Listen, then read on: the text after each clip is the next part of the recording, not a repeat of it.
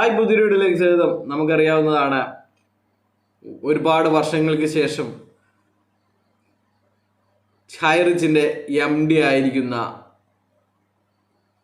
Prathapan passport തിരികെ ലഭിച്ചിരിക്കുകയാണ്. അതുകൊണ്ട് തന്നെ ഇപ്പോൾ കോടതിയിലൊന്നും ഇവർ കേസ് നൽകിയിട്ടില്ല.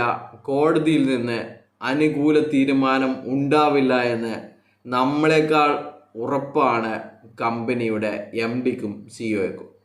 അതുകൊണ്ട് തന്നെ എത്രയും പെട്ടെന്ന് രാജ്യം വിട്ട് ഏതെങ്കിലും വിദേശ രാജ്യങ്ങളിൽ സുഖജീവിതം നയിക്കാനായിരിക്കും ഇവരുടെ പദ്ധതി എന്ന് എല്ലാവർക്കും തന്നെ ഊഹിക്കാവുന്നതാണ്. അപ്പോൾ ഇത്തരം ഒരു നീക്കം നടത്തുന്നുണ്ട് എന്നറിഞ്ഞ കാസർഗോഡ് മുരളീധരൻ മാവുങ്കൽ DGPക്ക് പരാതി നൽകിയിരിക്കുകയാണ്.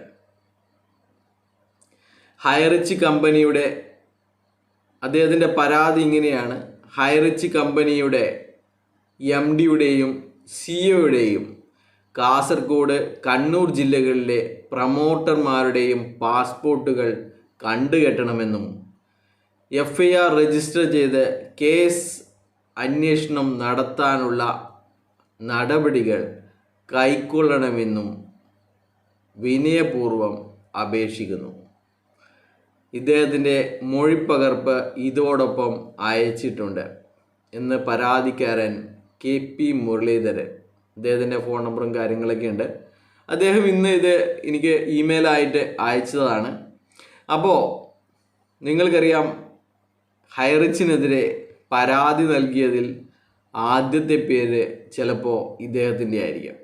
ഇദ്ദേഹം ഇതുപോലെ അനധികൃത പണമിടപാട് സ്ഥാപനങ്ങളെ അല്ലെങ്കിൽ നിക്ഷേപ തട്ടിപ്പ് നടത്താൻ സാധ്യതയുള്ള സ്ഥാപനങ്ങൾക്കെതിരെ പ്രതികരിക്കുന്ന ഒരു സാമൂഹ്യ പ്രവർത്തകനാണ്. അപ്പോൾ ഇദ്ദേഹത്തിൻ്റെ പരാതിയിൽ മേലാണ് കാസർഗോഡുള്ള GBG നിധി ലിമിറ്റഡ് എന്ന് പറഞ്ഞ കമ്പനിക്കെതിരെ പോലീസ് നടപടിയെടുക്കുകയും ആ കമ്പനി പൂട്ടുകയും ചെയ്തത്. GBG നിധി ലിമിറ്റഡ് 2022 അവസാനത്തോടെയായിരുന്നു അതൊക്കെ ഉണ്ടായിരുന്നത്. നിങ്ങളിവിടെ പ്രത്യേകം ശ്രദ്ധിക്കേണ്ടിയിരുന്നത് ഇദ്ദേഹം അതിലെ നിക്ഷേപകൻ അല്ലായിരുന്നു എന്നതാണ്. നിക്ഷേപകൻ അല്ലായിരുന്നിട്ട് കൂടി ഇദ്ദേഹത്തിൻ്റെ പരാതിയിൽ കഴമ്പുണ്ടെന്നറിഞ്ഞ പോലീസാണ് നടപടികൾ കൈക്കൊണ്ടിരുന്നത്. അപ്പോൾ നിങ്ങളെ ആരെങ്കിലും തെറ്റിദ്ധരിക്കുന്നുണ്ടെങ്കിൽ ഇദ്ദേഹത്തിനെ ബന്ധപ്പെട്ട് കഴിഞ്ഞാൽ ഇതിൻ്റെ കാര്യങ്ങളൊക്കെ പറഞ്ഞു തരുന്നതാണ്.